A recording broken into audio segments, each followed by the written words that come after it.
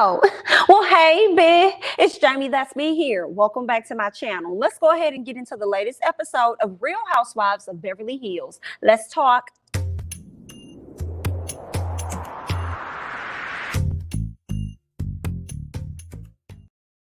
All right, y'all. So Miss Kathy, okay, my girl Kathy Hilton decided to organize a trip for the ladies. Okay, we see where Sutton done sprained her ankle. Garcelle, she gonna meet them later because she's working on the reel. Erika brings her dog. Okay, she brings her dog and she decides to go ahead and head out before the ladies do. I think she really didn't feel like being around nobody for real. Like the girl, like let me go ahead and go. All right. Kathy left her bag at the house, honey. She thought she left it in Kyle's house, her bag with her phone and all of her other good stuff in it. I'm like, how you leave that? How your employees or whoever leave that? How y'all leave this lady bag? So they had to make a big ordeal about that, pull over on the side of the road somewhere so they can get my girl bag, okay? Period. Make sure y'all got my girl stuff. Okay, let's move on. So I don't know why Sutton didn't buy any crutches the first time or something when she was walking around. She was just on her, limping on her leg. Or, like, girl, why wasn't you? I don't know. Maybe she didn't go to the doctor or something, but she finally went once she made it to the location, honey. Once she got in there and secured her room, honey, she made sure that she went to the doctor's office, okay? So she can go ahead and get her some x-rays and stuff like that. Okay, now let me tell you something. Miss Kathy did her thing on them fucking rooms. I said, Kathy, girl, what kind of, I said, this ain't no room, girl. These are apartments. These are apartments. Where the hell did I think y'all was finna go?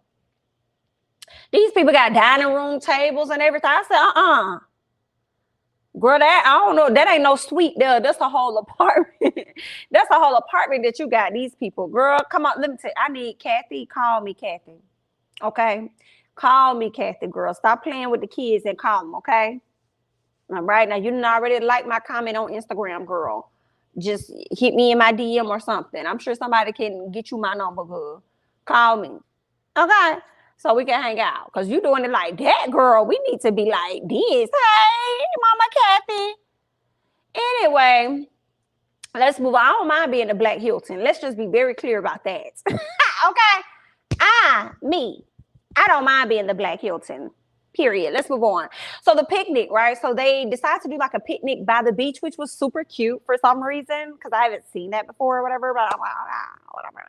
So that was cute. I usually see like the picnics and stuff. Like there's somebody here in Georgia that does it. She does a beautiful job. And I see like a lot of pictures and stuff where she does it at parks. We ain't really got no beaches around here like this. So I haven't really seen it, so whatever.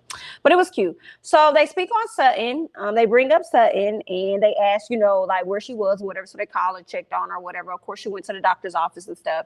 And Miss Sutton has to be on crutches. Now, I said, thank God these folks done gave her some crutches. Maybe she didn't know that she probably could have went to the store and bought her some. I'm glad she got it checked out. Glad she got her x-rays and stuff. So Miss Sutton is all good. She just going to be on crutches for a while. All right. Now, when it came down to Dorit asked Erika, girl, so how's you feeling about Miss Sutton? Like, tell me your thoughts. Like, what's going on? I got to bring you the mess, girl. How you feeling?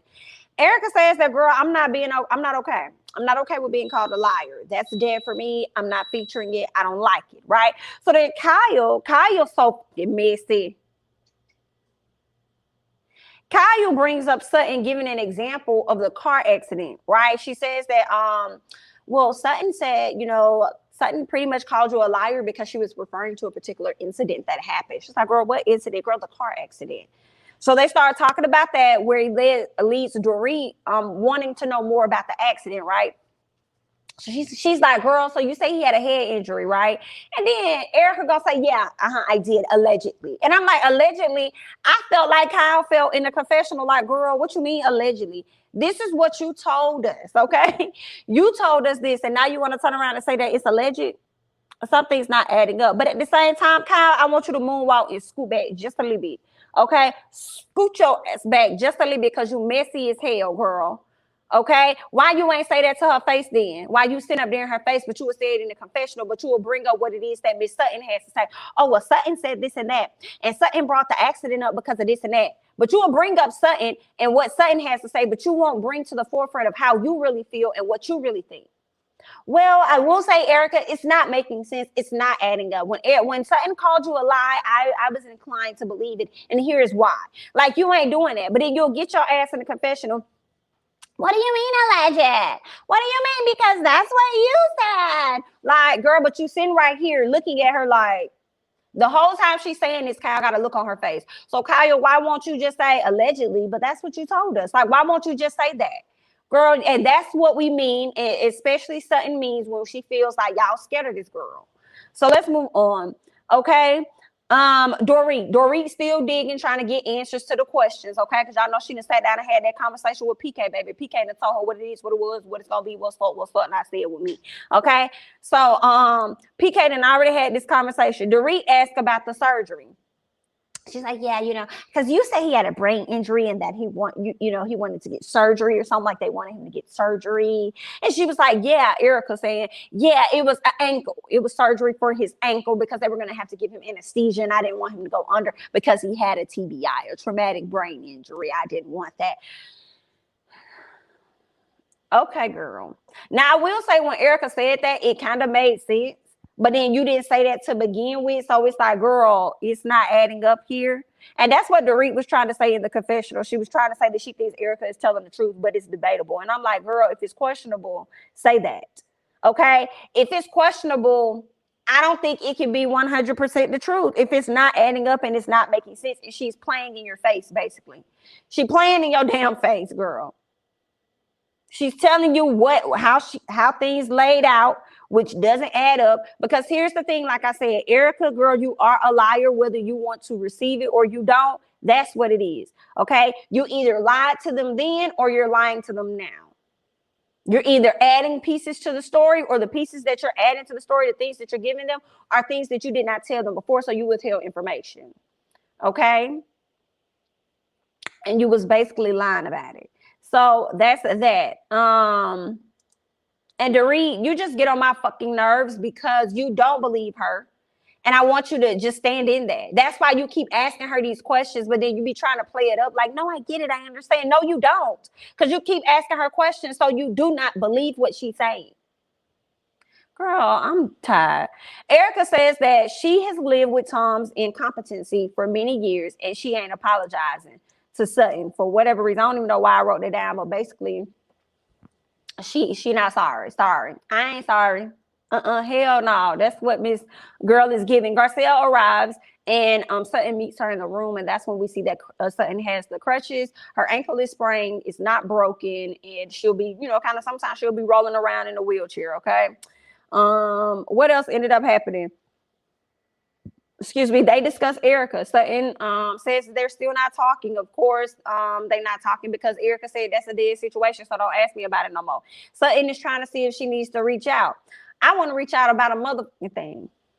I wouldn't reach out about a mother thing at all, girl. Whatever you want to do. I feel like Sutton, you've been right for the most part about how everything, and this is crazy, before the show even aired, this was already being filmed, right? Before all the tea really started dropping about this case, Sutton has already said how things were going to go, and it's going in the order in which Sutton has already said. So it's like, I wouldn't say shit else to this girl, and I would just sit back, watch it, and just let it play out. You got it, ma'am. What else did I want to mention? Sutton was also asking in the confessional, like, why am I the one trying so hard? I'm like, yeah, why are you?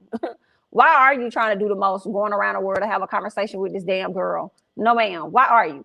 So they go to dinner, right? They get to dinner, and the ladies went around the table, and they kind of gave like a word. They gave a word to describe the mood that they're in at this time. And when it gets to Erika, Erika says that she's fearful.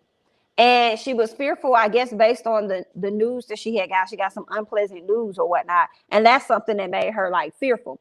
Kathy says that she's anxious. And they like, Kathy, girl, why are you anxious? She said, I'm anxious because there's still some unresolved issues out here at this table.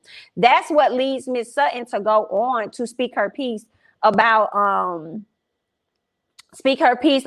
Erika, right? So she tells her that I did call a meeting without you being there because some things that you were saying was questionable. It was not lining up. She also tells her that she was doing too much, basically, when she was at Kathy's dinner, and that she did hurt her feelings. And Erika was like, you called me a liar.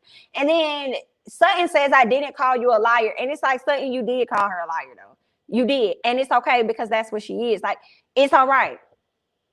You may, even if you felt like you didn't say it to her face, you definitely said it to Kyle and them. And you got to know that one of them ladies was going to run back and tell, especially Miss fake ass Lisa Rinna. Okay. So for me, I just feel like, girl, just standing there like, whatever, you're a liar. Okay. Sutton said that she did not call her a liar. I told y'all about all of that. Now, Erika says, why are you talking? Why are you speaking to me? Because I'm not talking to you. I said, ooh, girl. She said, she didn't give a damn. She not talking to you. Erika was on your head in the most subtle ways possible. Kathy wants the situation to be fixed, but you're already what I wrote. I think Kathy wanted everything to be fixed, but Miss Erika is just not at that place. She does not care. She's done with Sutton. She wants Sutton to maintain that energy the entire time and just don't talk to her. So now here go Dorit. Dorit trying to add her 2 cents into the conversation and telling Sutton that she's trying to help her. I'm like, how are you? And Sutton said the same thing. Talk about she trying to help. Like, how are you fucking trying to help, girl? How are you trying to help? So that's when Garcelle speaks up and says that, it did come off as though you guys were attacking Sutton. And Dorit said attacking her, like, when were we attacking her? How were we attacking her? She said, I'm not talking about now. I'm speaking at the time that we were at Kathy's house at dinner. That's how it came off. It came off like Sutton. Like, that's how it came off. Like, it came off like it was an attack towards Sutton to get Sutton to say what she needed to say to Erika, even though she had already said it. What else ended up happening? This is when Dorit, for me, gets very condescending and disrespectful, and I can't take it. I can't take it. And what I could not take even more than Dorit saying what she said is Garcelle being very careful with how she comes at Dorit. Dorit don't give a fuck how she comes at you. You need to not give a damn. Okay? Whatever image they may have of a black woman, bitch, she would have got it on that day. Okay? Period. Like, no, ma'am. She gonna tell her, what she says to her, she says, I think you've been in this group long enough, okay? So you should know that it's an attempt to, she said, I think you've been in this group long enough, so you should know that it's an attempt to actually help Sutton, okay? You should already know that. I didn't like that. I think you've been in this group long enough. It's something about those fucking words. I feel like I could have heard those words before on a job or something. I think you've been with the team long enough. Like, bitch, what? It's something about that. I did not like how she said that to Garcelle. I think you've been with the group long enough to know, okay, that we're here to help Sutton. Like, you've been here longer. Like, who the fuck do you think you talking to like that? Like, who do you think you are? I didn't like that at all. What else did she say? Garcelle, she just starts saying, she was saying something like, yeah, okay. Okay, I'm like, Garcelle, stop fucking minimizing yourself for these women. Stop minimizing. Like, if you gotta come back. Stop.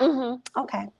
All right. You're giving a Meredith, Real Housewives Salt Lake City, disengaging. No, bitch, you came at me wrong. So let's engage. Let's talk about it. That's what let's get to it. Let's talk. Yeah, let's get at it. Yeah, let's go. I cannot stand it. So Lisa starts to ask Garcelle a question. Lisa, you can ask me a motherfucking thing. Do you hear me? Lisa could not ask me shit. Because you sat your ass back there on last week at the last event that y'all had, and you just sat up there and watched everything go down, play out. You ain't come to speak up, whether it was on my behalf nor Dorit's.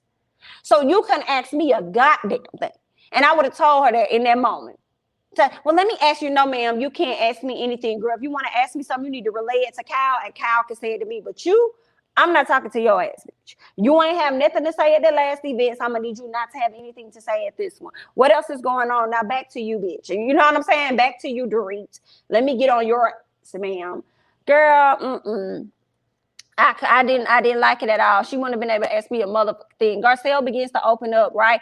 Because Lisa, I can't even remember what the question was that Lisa asked her. Like, something about her being a part of this friend group. Like, if you want to be a part of this friend group, you also have to open up and make room, you know, to have friends and all this and that. And it's like, bitch, Lisa, you gave this girl first of all, you acted like you threw her a fucking surprise party and you didn't. Bitch, you had the ladies over to your house so that y'all could taste your husband's terrible ass, unsalted, unseasoned food.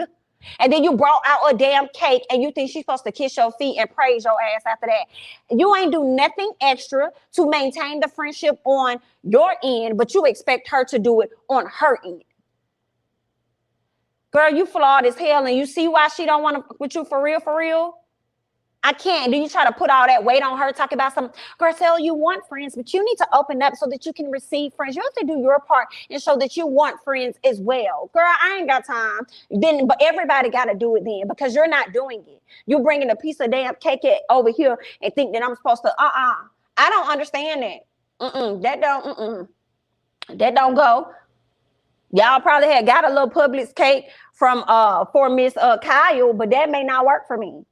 I appreciate you doing this, but honestly, you didn't do that for real, to like, you know, create a friendship. You did that or to rebuild y'all friendship.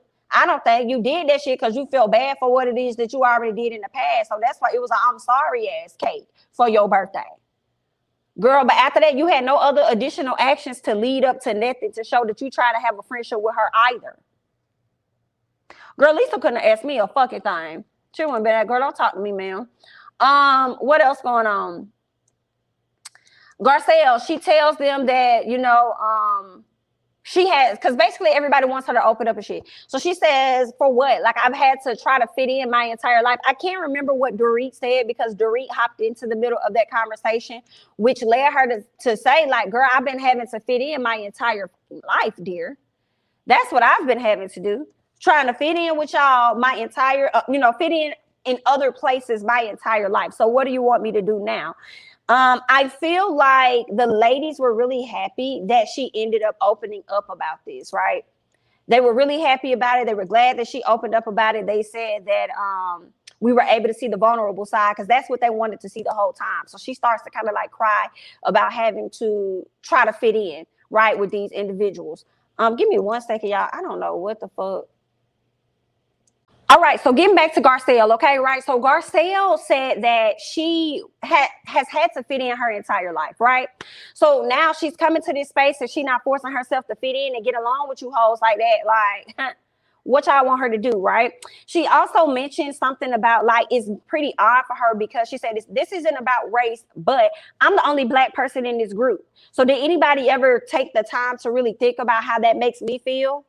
And then Kyle, with her lying ass, says, I thought about how it made you feel. She said, well, then, girl, what am I supposed to do with that? Because you never spoke up on it. Okay, you never told me that. What am I supposed to do with that? Okay, I don't think nobody really understands where she's coming from. And I feel where Garcelle's coming from because being in a job where you're the only Black person and predominantly all your team, not predominantly, that's what it is. Like, all your team is white. Now, we'll say predominantly males, right, in that particular industry. So it's definitely awkward. They be wanting you to open up. They be wanting you to chit chat. And it's like, yeah, I can chit chat, but not really because I like to observe for the most part, sit back, watch and observe. And I see how y'all talk about each other. I don't want to open up and discuss shit with you, okay, about anything. I'm reserved. On top of that, because I had to ask one coworker, bitch, if you sit up there and talk about this person, then what the hell would you say about me? Yikes. Do you know she didn't know what to do? She was like, ooh. I'm like, yeah, bitch, ooh. Okay, she tried to come up with some type of excuse, and I'm like, nah, you're a flawed ass, so I already seen you for what you is. Anyway, so like, it's a very awkward space, and then it makes you feel like we don't really have a whole lot in common, to be honest. I didn't grow up like you grew up. Like, we don't really have, like, I'm trying to find the common ground of the conversations, and it's a little hard, okay? So I can understand the awkwardness that Garcelle may feel when she's around those ladies, and she's the only Black person there, and I feel like next season, y'all need to add another person. Y'all need to add another friend of the show for this woman. Y'all need to get a fair light skin, whatever y'all finna do, but y'all need to get another Black lady to be a part of this show with Garcelle. That's what I think. Now, if they don't, I can't be 100% mad because Miss Kim Zolciak definitely hung out with the Black girls over there on Real Housewives of Atlanta until she couldn't hang out with them no more. Okay, so it is what it is, but I think that she needs somebody else over there. But all in all, what else did she say? Oh, she started to get emotional, right? So she started to cry. She started to get emotional about this because she's had to fit in so much or whatever, has had to try to fit in throughout her life. And then here it is, she's having to do the same thing, right? What was interesting to me was, because she said, I don't know if you guys know what that feeling is like to walk into a room and feel as though like nobody else can relate or something. And then Kathy says yes. And I said, bitch, of course you probably would say that because when you walk in the room, ain't none of these hoes on your financial level. So what the fuck, is that what you mean, Miss Kathy? But anyway, I did feel a way about how all of the ladies, Lisa and Kyle, primarily were like, oh, you know, like, we're sorry or whatever. Like, this is what, I don't even know if they said they're sorry, but basically they were like, this is what we wanted to see. And it's like, bitch told a hoe gotta cry. So somebody gotta cry for you to sympathize with them and connect with them and get down to that level. That's what you wanted to see. You wanted to see the vulnerable side of her. You wanted to see the tears. You wanted to see her cry for you to be able to feel like you can relate. And all of that's gonna go out the window because y'all are who y'all are, because that's who y'all is. Okay? And she's going to find herself in that same situation again next year. I really don't see y'all trying to make any efforts to build a better relationship with this woman. But y'all want her to do the most. Y'all want her to make sure she makes room for y'all. Y'all make room for her. Okay? So that's that. And we know Rinna ain't going to go too far in the friendship with Garcelle, because Garcelle going to let her ass have it at the reunion. And I just hope they play all of it. Let's move on. Later on, we see Erika. Erika says that she's feeling terrible because Tom's brother, they find out that his brother is going to be his conservator. He's going to be the person in charge, and they're going to end up putting him in a home. She don't like the fact that he going to end up going to a home. She says even though she's not married to him, she still feels bad for him, right? This is what's interesting. So she tried to relate it back to her grandmother because she says she knows what happens in that home. This is what I feel, y'all. I think that Erika left this man, and it was all a part of the lawsuit. I think it was an effort for her to retain some of the coins and for her to be taken care of, right? Which is also why she's been out here telling these stories about, he has a head injury. Whatever it is she's been telling has been going along with and been in alignment with what his attorneys have been out here trying to put out, right? So she tried to divorce him in the hopes that they wouldn't try and tap into her funds, and it'll solely be on him so she could be covered. And then she's trying to also put a certain narrative out there about him that could possibly save his ass in whatever way that it can. And I only say that because it's really interesting that, and then she's sad about the brother being the conservator, right? So the brother is going to be in charge of things. I don't know why she's so sad. Girl, he on his way out anyway. Okay, I understand that you probably don't want him to go into a home and stuff. I get that part, but some part of me feels like, did you not expect the brother to be the person in charge of the funds that he might get that could be legal or something? Like, I don't know. Something's just a little off about that for her to be crying and stuff, but then it's just ironic that on the very next week, you ain't got no damn money. You tapped out. So his brother takes over the conservatorship of him, getting ready to put him wherever he's going to be at, and then you over here telling the girls that you have $0 in the bank account. Ooh, we just gonna see how this gonna play out. I don't know, y'all. I ain't really got anything else, okay? Y'all leave y'all thoughts and comments down below, okay? I'm Jamie, that's me. Don't forget to like, comment, subscribe, share my videos, follow me on Instagram and Twitter, and I'll catch you guys in the next one. Bye-bye.